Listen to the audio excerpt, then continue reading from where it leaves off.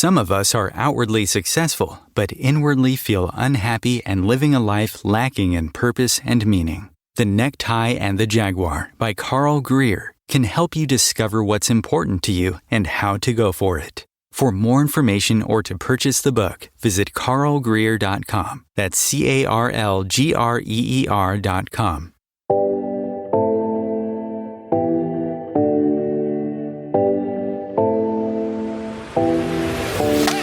Welcome to Expedition Self on OMTimes Radio with lifelong learner, entrepreneur, and creator of the worlds of Expedition Self, Sam Parrotto. Sam shares 4 decades of studying, guiding, and teaching how to go inside so we can build an incredibly powerful, dynamic, and validating relationship with the self. Expedition Self is laced with stellar, unexpected insights about what it means to be human. Listen now and ignite your self-development process with Sam Parrotto. Well, hello. You have arrived at Expedition Self, and I am Sam Parrotto, your guide to go inside. You know, my thing in life is to help people learn how to do what I call growth work. I don't know. I feel like sometimes I just need to kind of describe it again. Like it's how to develop a relationship with yourself that allows for the transformation of old beliefs and to honor the whole self and all that you think and feel and experience, and then to explore and actually liberate, right, the untapped parts of who you are that are embedded in your subconscious. I truly believe that we are all here not to just live and exist. Not that that's not a lot of fun and brings with it really rich experiences, but to do this work for the benefit of our own soul's evolution. And of course, when we work on ourselves, then we also help others to evolve too. There's so much more to each of us, right? For sure, more than others see when they know us, and also so much more than what we see. Anyway, you know, the other piece of this is that blind spots and the shadow self and the dark side is, you know, the unconscious at work. These are all the places that I think are super hard to get access to.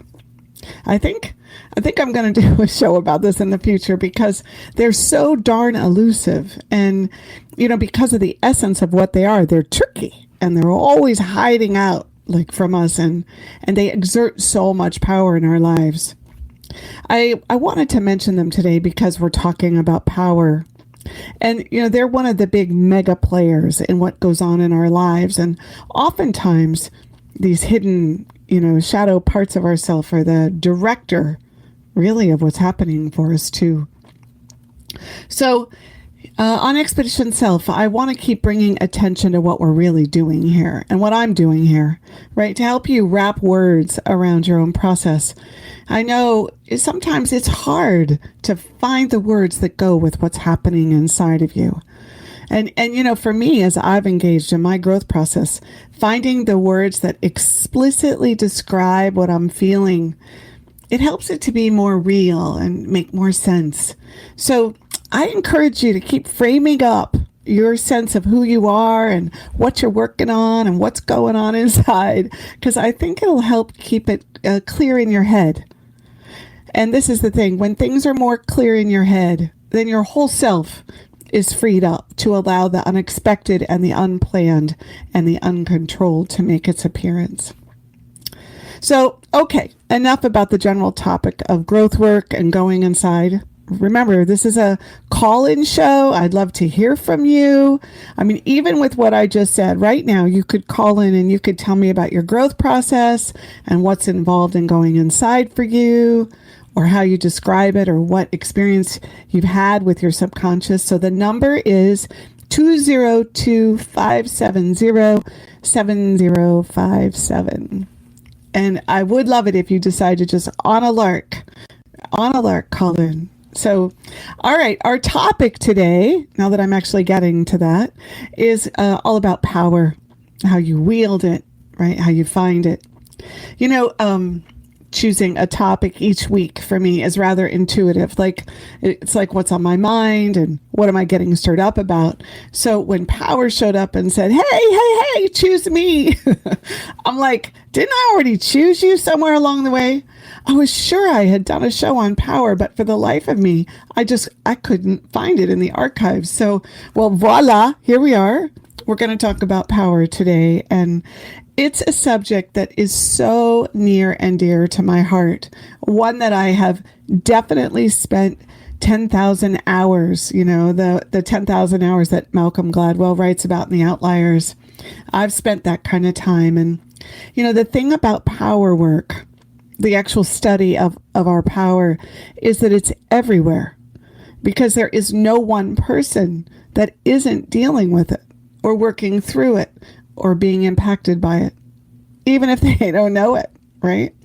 But like all our subjects, I'm going to bring a little twist about this and hopefully show you how to see power in a new light or from a new angle, and certainly how to make contact with it from the inside, rather than just observing it from the outside through others' handling of it, right? Or simply your behavior and how you deal with it.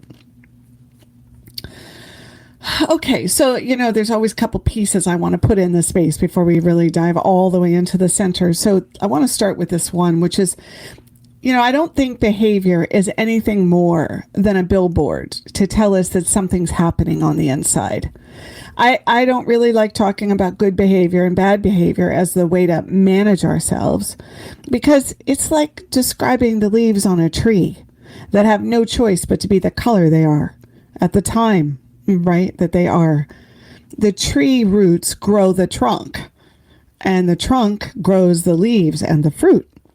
And from that point forward, the leaves and the fruit have very little to do with how they come out. And they're very susceptible to external circumstances. It's like my apricot tree I'm looking out in my front yard here. The leaves look the way they do, and the fruit is a delicacy for my deer. They never make it to our kitchen. And this is the same with behavior. So it's great to use as a set of indicators that something's going on.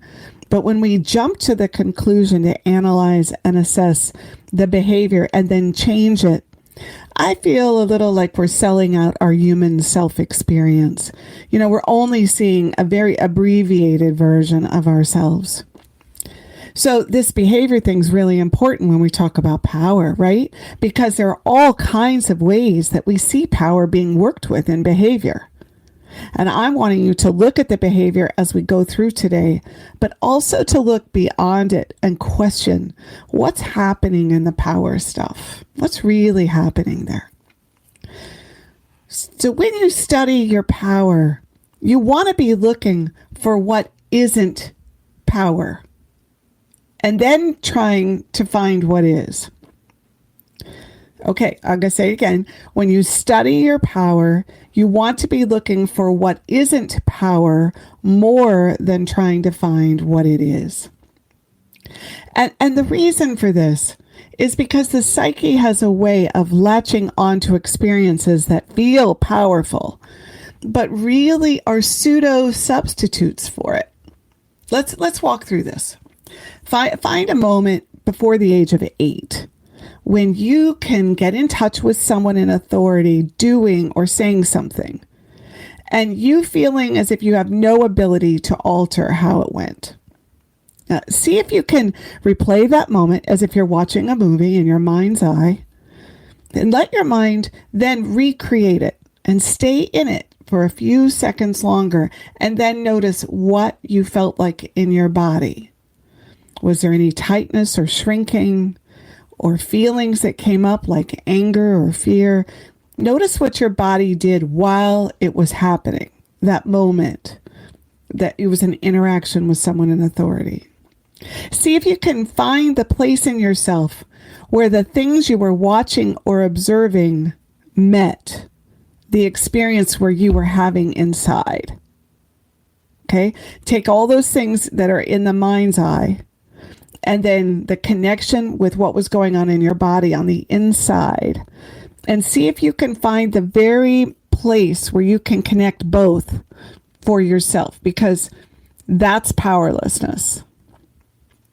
Now, I'm not saying you were powerless, and I'm also not saying it's the only thing you felt, but I'm saying that powerless occurred in that very moment. In this moment, and probably thousands more as life pushes and pulls and tugs and demands and surprises and exposes us to itself, we're thrust into moment after moment when powerlessness is part of our human experience, which is why it's so important that you begin to have an experiential memory and connection with it, because it's really running behind the show a lot. So if we take the case that this is true and you give yourself a moment to connect with this powerlessness, well, then it would make sense that we'd spend a whole lot of time trying to get to a place where we don't have to feel that. Because let's face it, it doesn't feel good. It makes us feel vulnerable and weak and at risk and exposed. And it's not just like a switch either, right? Like you either feel powerful or powerless. No. It's a question of all these minuscule denominations, a question of degree and intensity and duration and heart. So this is why I say that we're not looking for power. We're looking for where our power isn't, where it's not as full, where it's not as expressed, where it's not as accessible. See, if we look for where our power is missing, we're going to find loads of self-information to aid us on our journey of self-discovery. So this would lead us to the most obvious next question, right? If we're looking for where our power isn't, how do we know what we're looking for? Well, yes, that's the question. How do we know what we're looking for? But I'm not going to answer that exactly yet, because I want to talk about being in shape for the hunt and what it takes of you to do this. All right. So we got this great question, but we're going to put it to the side for just a moment. Like how it would go if you were training to run in a 5K. There's this thinking that you have to cultivate and strengthen so that as you find these non-power places, you'll be able to deal with them in a productive and self-validating way when you find them. So here it is. You'll need to be delicate and unconcluded. And when you work with power, it feels more like 10 Clydesdales marching through your psyche rather than a gentle butterfly playing with your thoughts. So being delicate and unconcluded is super duper hard. And this unconcluded piece, it has a lot to do with taking a step back from wrong making. So let me place a huge shining light on this. When you're working with power, you're a student of it, you're going inside about it, the quickest route your brain wants to take is to who is wrong and who is right. It happens lickety split, like at lightning speed, so fast. And this is why I say you'll have to learn how to just take one step back when you find power moments and say, whoa there, whoa, whoa, whoa. What if we wait to see what else is there? Because if you don't rein in your wrong maker, you'll miss the where is my power missing growth moment. Because you'll see it, you'll spy it, you'll chew it up, you'll process it, and you'll be done with it quicker than you can say, I'm feeling powerful now. and what you come out with, it won't have caused you to be 1 ounce more powerful. You'll just be more right and concluded and unfortunately disconnected from your inner experience. In essence, you are a reaction to powerlessness. So behavior, it helps us see this reaction at play. But if all you do is try to change your reaction, you won't actually find more power. If all you do is wrong make so that you can close it up, package it up, put a bow on it, tie some ribbon around it, you're never going to get to see what else is here for you, which is really more access to your power. Power isn't found in places where you feel powerful. Can you believe that, right? It's not. So now that we've talked a little about the shape you want to be in as you truck around your inner world, let me let me see if I can help you look for places where your power may be hiding out or on the down low. Now, this is a good time for me to make a very big point. No matter how powerless we felt in our life, no matter how many moments we connect with that thought of, get me the heck out of here because I hate how this feels, we actually always have all our power. We always have all the power we need, and we're loaded with it. Everybody is. But there are a whole bunch of inner dynamics and threads and potholes inside of you that make it a ton more difficult to access. So just think about that for a moment. We started with you getting in touch with a place where you felt powerless. And then we talk about the idea of not allowing behavior or wrong making to keep you from staying inside yourself. And now I'm saying you have all the power you ever could imagine. It's in there. It's in there, baby. It's waiting for you. It's looking for you to like open the porthole or whatever. What is that thing on a submarine? I don't know what those are called. Anyway, so this is where we're going to stop before this break. And when we come back, we're going to go to the next layer about power.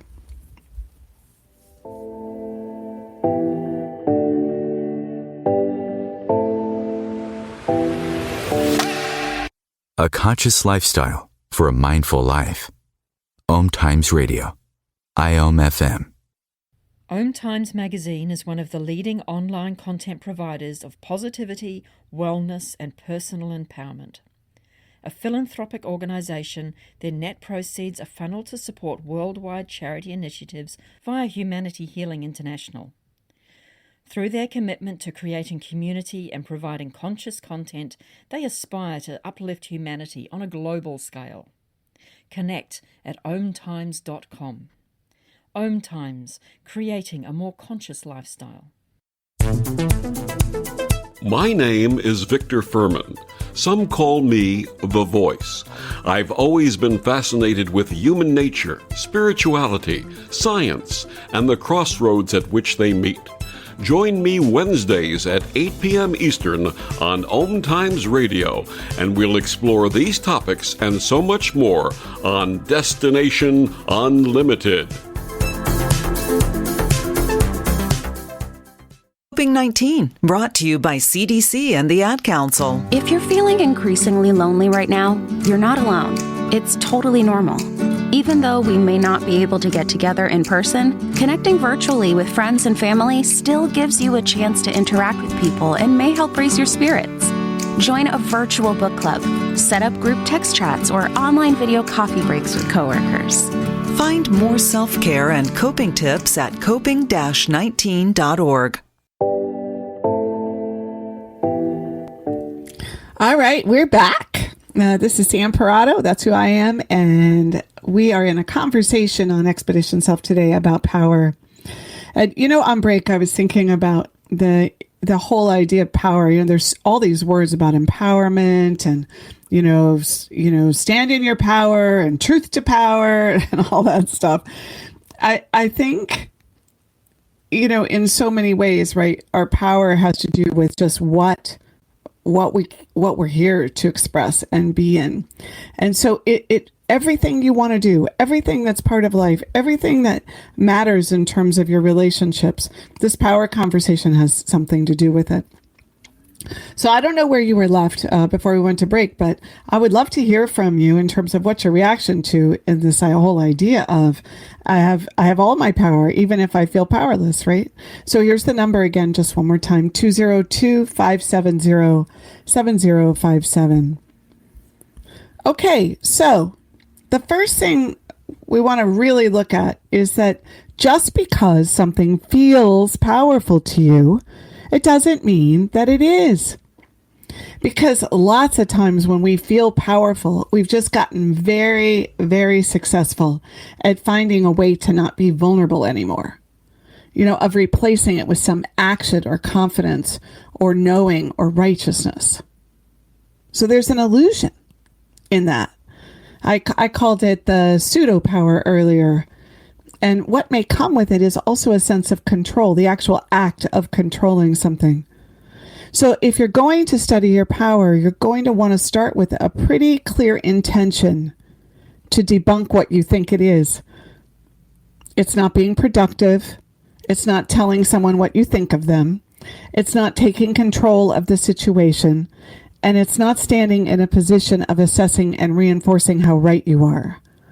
No, this is not power, but it definitely feels like it. And it might have our power inside of it, right? It might be a place that there is some power expressing, right? So one of the ways you can really rope yourself in here, because I think we all get caught in it. I know I do. The minute I start feeling active and strong, I stop really looking and saying, wait a minute, where is access to my power, right? Is to demand, to really expect that if vulnerability isn't present, then it's likely that somewhere, whatever you're feeling, isn't wholly real power. It's that pseudo or facade type power. So vulnerability, when we're feeling it, it has opening. It has weakness or softness. It has an experiential place of not needing action, but more it's willing to describe what's happening at some given moment. And, feelings and emotions might be present. There's a place where you don't have to hold on so tight when vulnerability is present. You instead might describe it more than act on it. Another way you can tell that you're not really in your power is that you might have a sense of dominance or force or push. And all of that, of course, may be tied to your sense of survival. So I think we should stop and talk about your sense of survival. Survival isn't just some place in your reptilian brain that is thinking it's going to get eaten for breakfast.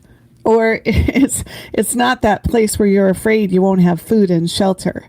It also represents our emotional sense of, will our identity survive?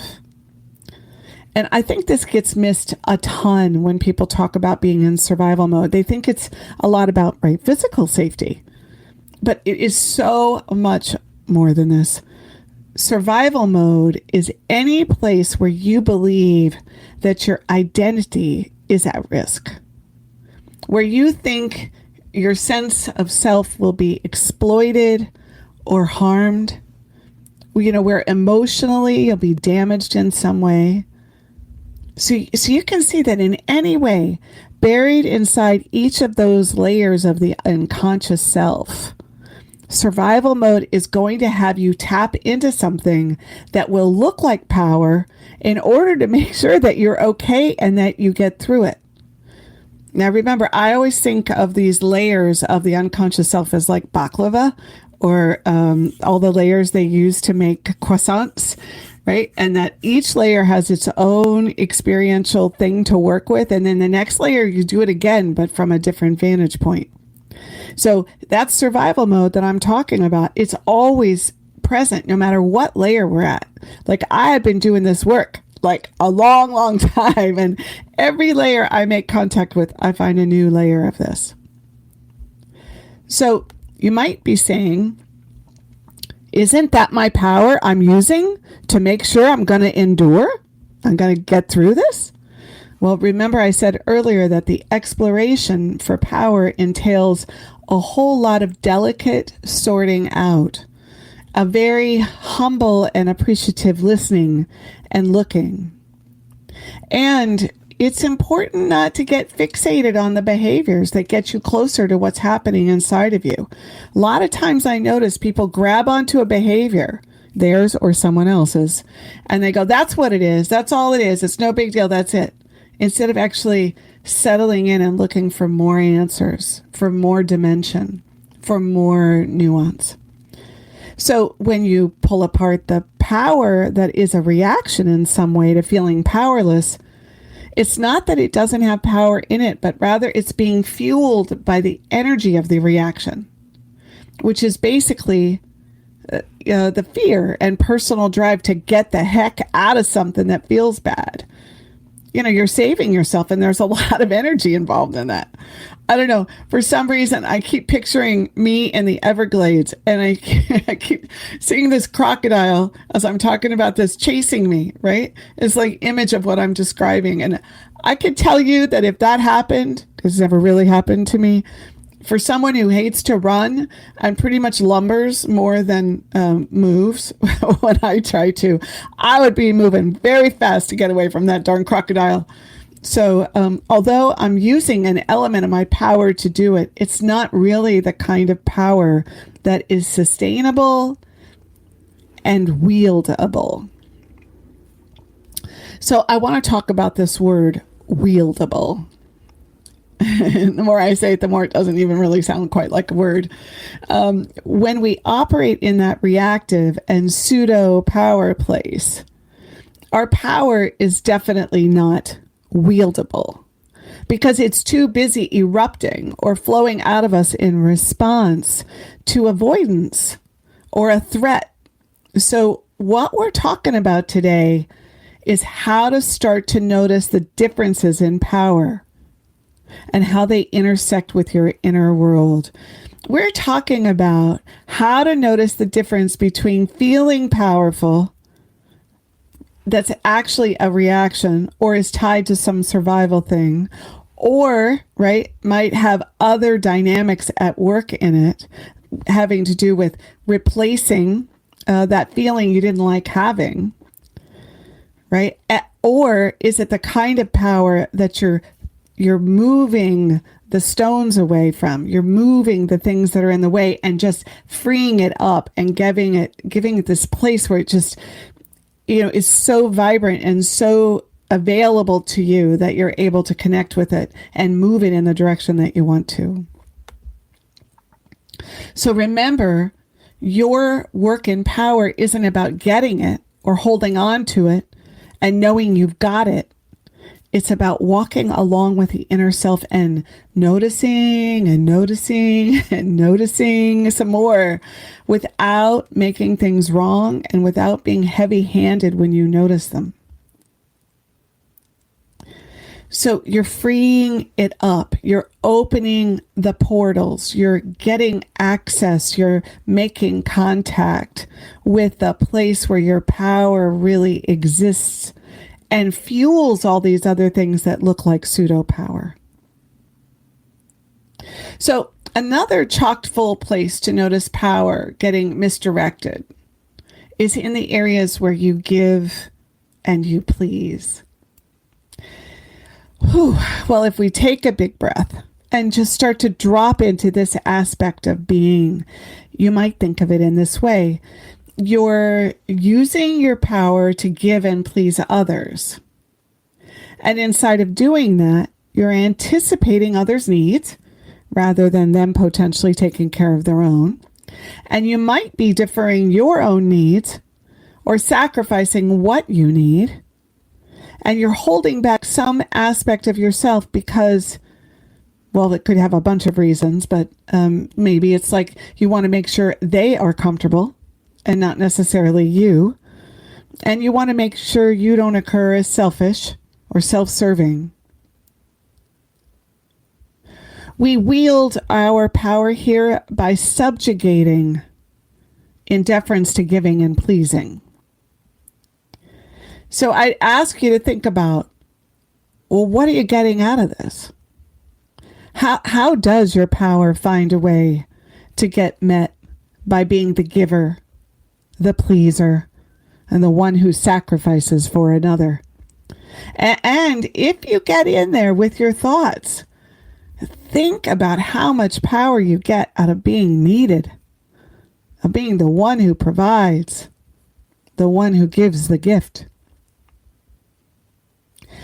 So in this exploration of power, if we're going to try and open up more of that purest part of our power, then we want to get close to this and notice exactly what's motivating our pleaser self. Because if you do this, you're going to see that you're giving your power away to get power. And it's even possible that you're really not giving any power away. You're just using your power so that you get what you want back. Now remember, I mentioned that survival mode is about anything that puts us at risk. Well, when we're talking about the pleaser, in this area, our need to be loved, to be acceptable, to be wanted, to belong, to be emotionally safe, and to be enough, they get a ton of filling it up when we use our power to please. So the next place where your power is around it's like, I think I moved a little too quick here. So we're talking about the part of us that pleases. Okay. Now we're going to talk about this next part.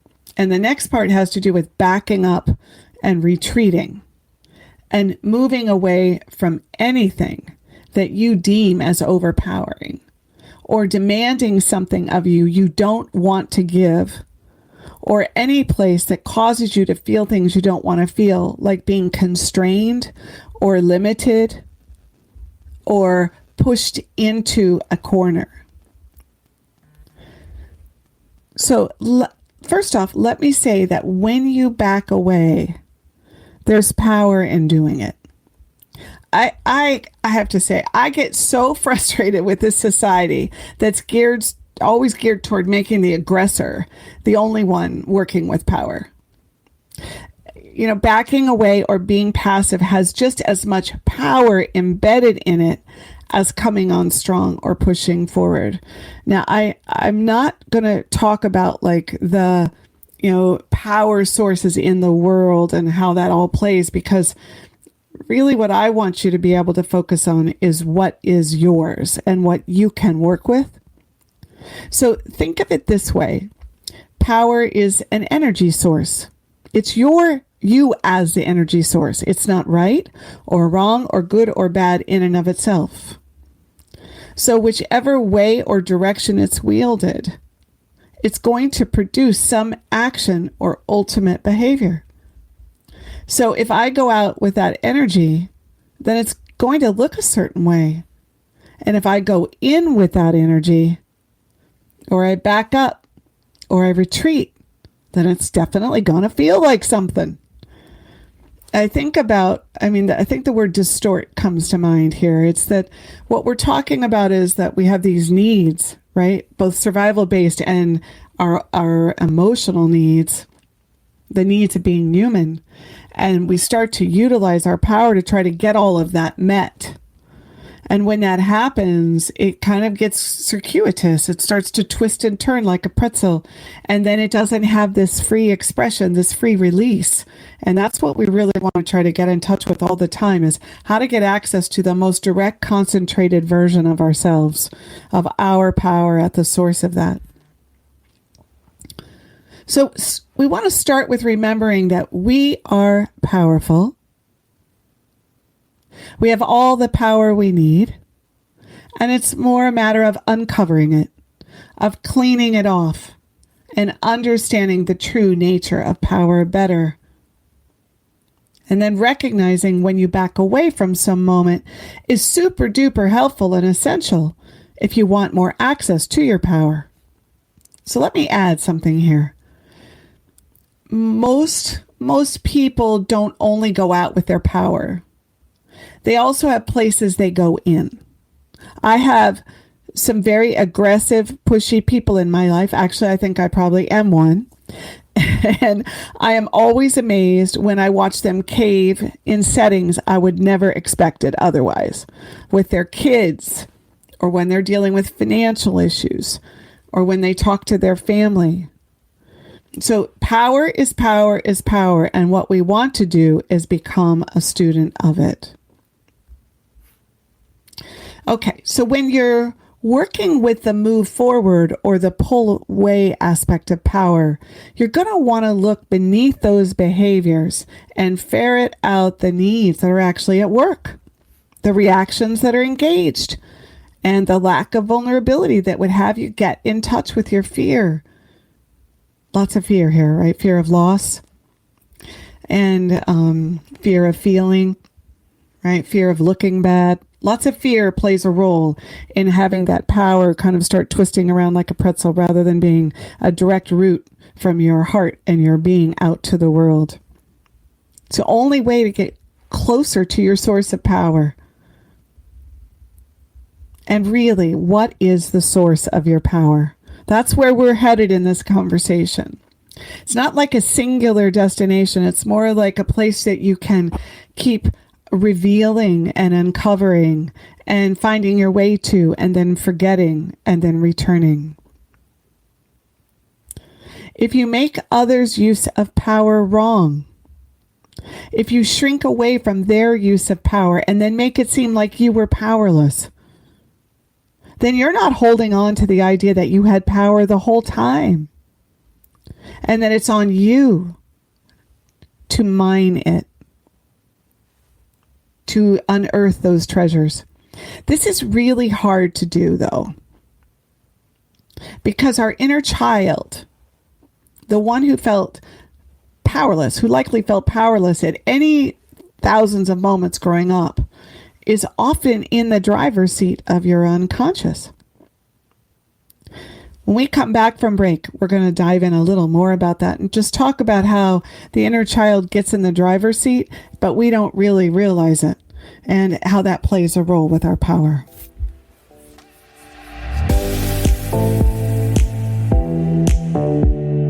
The best of holistic, spiritual, and conscious world. OMTimes Radio. IOM FM. Ascending Hearts is no ordinary dating site, but a spiritual dating site with a purpose, to link you with your soulmate. We engineer the serendipity so you can trust that you will attune with someone that has the same matching vibration as you. Ascending Hearts, the conscious dating site for the spiritually aware. Try Ascending Hearts for free. AscendingHearts.com. Imagine yourself being transported to India, to the banks of the Ganga and an ashram in Rishikesh. Visualize that you are welcome to satsang with an American sannyasi who shares the wisdom of her guru. Your visualization has manifested. Join Sattvi Bhagawati Saraswati for inspiration and transformation every Thursday at 11 a.m. Eastern on OMTimes Radio. If I could be you, and you could be me, for just 1 hour. If you could find a way to get inside each other's mind. Walk a mile in my shoes. Walk a mile in my shoes. Walk a mile in my shoes. We've all felt left out. And for some, that feeling lasts more than a moment. We can change that. Learn how at belongingbeginswithus.org. Brought to you by the Ad Council. Walk a mile in my shoes.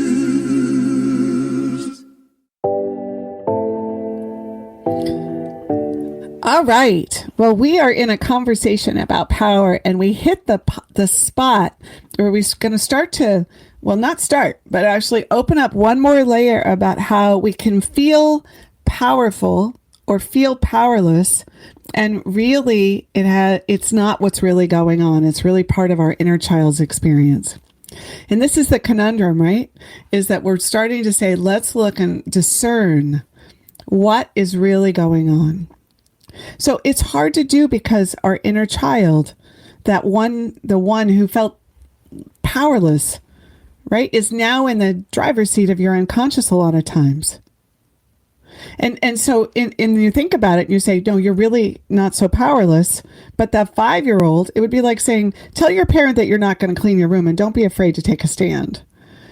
Right? Which is not so realistic. So this is where our inner child experience collapses into, or it overlaps with our conscious mind in this moment and this time. And when it does this, it's really, really, really hard to recognize that even that child had power, even if they didn't know what to do with it, even if they couldn't do anything with it because it was too scary or they didn't understand all those possibilities. That power was always in their belly and in their body. And in those childhood moments, they just bring us to this moment when we believe we are powerless to do anything and we're overwhelmed and we're overtold.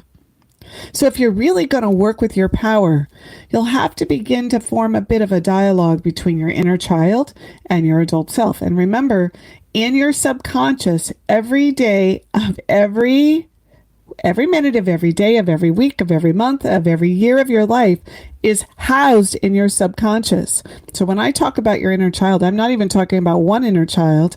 I'm talking about who you were at all those various ages that may have had different experiences around powerlessness. So the more you can learn about that and listen through the lens of what they experienced, right, with your adult self, you can begin to see the power that existed for the child, the younger part of you, without having expected that child to do anything different. And you have to heal, right, through vulnerability and emotional and body work, the feeling experience that was actually going on at that time. You have to really allow yourself the fullness of the suffering or the hurt or the what really was happening for you. It's not always sad things. Sometimes we actually bypass just the totality of the feeling that's going on because it's big. That goes on for all of us as we're growing up. Okay, so another place I want you to get that you've got powerlessness going on is with your own mind, your own beliefs, your own listening to your inner world. Think about it. When one part of you is rigid and unmoving, and another part of you needs a different response or reaction, what are you left with? Powerlessness. And so, these are probably my favorite two words, super important that you start to think about how you interact with yourself. Which aspect of you is dominant and which part backs away? And how do those aspects of you navigate through that? Because every time you can't get to a workable place within the self where there's collaboration and agreement and it feels like you're at peace about your choice or your action or what's going on, you're perpetuating the space you're already living in. You're not going to get any expansion or new perspective. And here it is, ... right? New choice.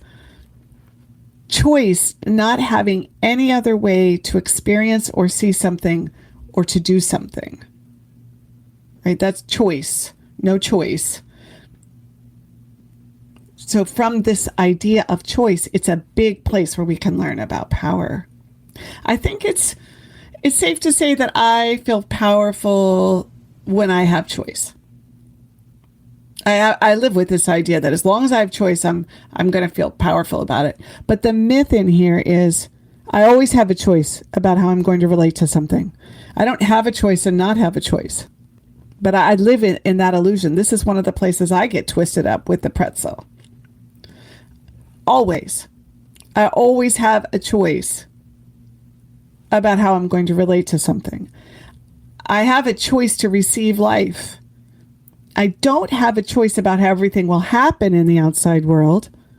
Let's come back to what I was talking about earlier around behavior. Behavior is kind of an outside world thing. So that's why we want to watch it, but not seize upon it as proof of whether power has been tapped into or not. We don't want to just stop at behavior. But it's true, the more I can get to a place where I see my choices around the behaviors, that I see where I have choice, even if I couldn't exercise it, and that I look at my life and realize every single moment had me choosing something, whether conscious or unconscious, then I'm going to get closer to the source of my power. All right? That's it. All right? Every time I can see that stuff, I'm going to get closer. Because power, by its very presence, knows that there is choice attached to how it is wielded. Sure, it leaks and seeps out. It's energy after all. And it reacts, right? It causes us to have, it fuels our reaction even when we don't realize it. But choice is how it's wielded. And so the more you can put choice into each and every action and interaction, you're going to begin to feel this surge of power come through. Right? And it's this It's amazing sense of aliveness and vitality and freedom, really. So I'm talking about all of those moments when it looks like something is happening to you, something is being done to you, something is outside of your control. It's right then that you want to really focus in on where your choice is. And remember, a choice isn't powerful if you make something or someone wrong in order to make it. You want to go back to the drawing board there. You want to look for some more. You want to tease some more stuff out. You always have to watch the shape your head and heart are in when you're really looking at choice and power. We get too confident. We get too concluded. We get too decided about stuff. We have to question, okay, what am I running from? What am I on top of? What else might going on there? So you could take every major moment of your life. This is kind of an exercise if you wanted to do it, and start to look at it through the filter of where was your choice? What made you feel powerless? What kind of fear did you have? What feelings and emotions were present? How did you react, whether moving towards or away? And where did you buy the idea that something was being done to you? You could do this for the lunch you had yesterday with your best friend, or with the business meeting you attended on Monday. And if all of these questions can yield some significant insight for you, then you would also know that there are answers for others too, because we are all trying to find our power. We're all trying to make up for where we thought we didn't have it. We're trying to figure out how not to give it away, how to put it to use for ourselves so that our life reflects back to us what we want. But I really don't think most of us realize how complex or layered that mission really is. You know, to stay on top of not giving away your power, well, then it means you have to really get that you have all the power you need to begin with. To find your power, we have to be willing to stop believing that someone else has more than us or that they abused it in some way. It's dicey in here, I'll tell you. But what I do know is that the minute you start reframing your world to see it from this place of choice, I'm talking a lot of individual choices, you're going to feel something move in your life, and this movement will open up new possibilities for how you wield your power. I think there's probably a negative reaction to me using the word wield, but I don't want to shrink away from that. I want to say, no, I want to get so in my feet, so in my body, so in relationship with myself, so connected to the access point of my power that wielding it isn't seen as scary or overpowering. It's seen as an expression of me. I got a little bit on a rant there. Okay, so this brings me to the central point about how to work with power. There is no greater power available to us than to be in relationship with ourselves. It's at the center of it all. There's no greater power available to us than to be in relationship with ourselves. That's the quickest way to open up the pockets of power that you don't currently have access to. And of course, I've already spoken about some of the ways you can delve into the self inside of opening up the relationship with you.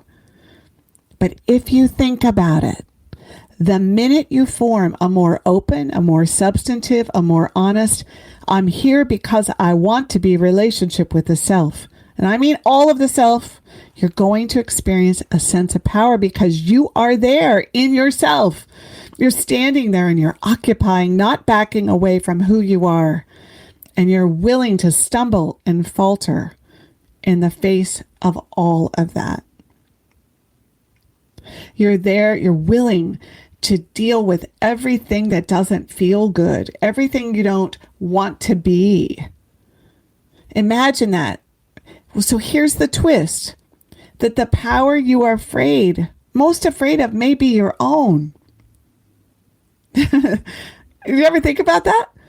The power that comes with dealing with all the messy, confusing, contorted, distorted inner workings of you right? That when you really go towards the self, then the power that you've been wanting to get a hold of, not the pseudo power, not the twisted up stuff that's diluted, but that power to walk in life without feeling like you were wavering all over the place, trying to get your needs met all of the time by either pushing or retreating or by pleasing or by fixating on behavior and trying to change it so you look powerful. But you can have a sense of self that's wieldable because you get so in relationship with you. This is huge, right? Just huge. And I want to say, this is my world. This is my life. This is what I spend a lot of energy in. And I have, honestly, I think I started playing with power and looking at powerlessness. Oh my gosh, from a very little girl. I just feel like so much possibility lives in this conversation.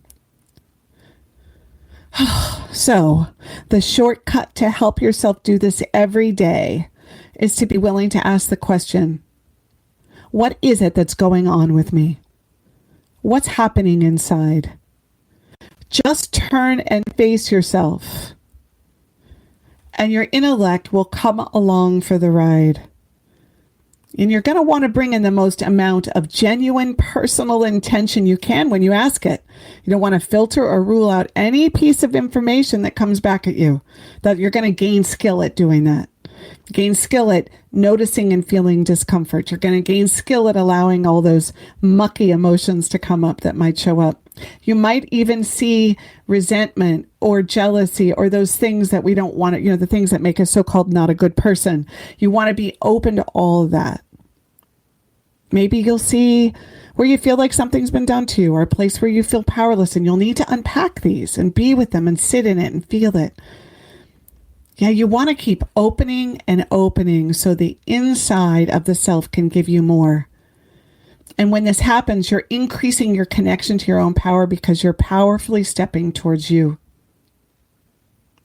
Intention, listening, opening the heart to being vulnerable, removing denial, looking for dynamics about how you get your needs met, being willing to see the stuff you wish you didn't see. All of this has power because it's based on your divine right to be human and on your own growth journey. And I just really believe that's why we're here. And one of the other things that's important when you begin to impactfully go towards this relationship is to recognize that you are 100% responsible for your needs. So here's what that means. You're responsible for your needs. No one owes you anything. You're not entitled to anyone else doing something for you. You're the one who has to figure out how to take care of you and how to be in relationship with you and how you're going to handle all the things that life throws at you. So the reason I'm being so strong about this is because there is so much on the inside of being human that makes this super difficult to pull off. Because for many of us, we didn't get our needs met as kids. So we grow up as adults, and now we want those needs met. So that means we have to actually start being responsible for meeting our inner child's need first. Now, you're never going to do this 100%. So that's the fun of power work. There's always something to see. We're never done. But when I talk about these needs, I'm not saying you can't talk to someone about what you need or want, or you can't create agreements. But when we're 100% responsible for our needs and we have a relationship with ourselves that we're completely invested in, then we can actually look at our choices and start to engage. So power's like a geyser. It's surging through us. And I want to say thank you today for talking to me about power. We could go on and on and on about this, how to speak powerfully from a vulnerable place, but I think I'll leave that for another show. I have a poem here from Adrienne Rich called Power. I'd like to read it for you. Living in the earth deposits of our history. Today a backhoe divulged out of a crumbling flank of earth. One bottle, amber, perfect, 100-year-old cure for fever or melancholy. A tonic for living on this earth in the winters of this climate. Today I was reading about Marie Curie. She must have known she suffered from radiation sickness. Her body bombarded for years by the elements she had purified. It seems she denied to the end the source of the cataracts on her eyes, the cracked and separating skin of her finger ends, till she could no longer hold a test tube or a pencil. She died a famous woman, denying her wounds. Denying her wounds came from the same source as her power. On that note, I want to say thank you once again. Have a wonderful week. And I encourage you all to go inside and really settle into that relationship with you.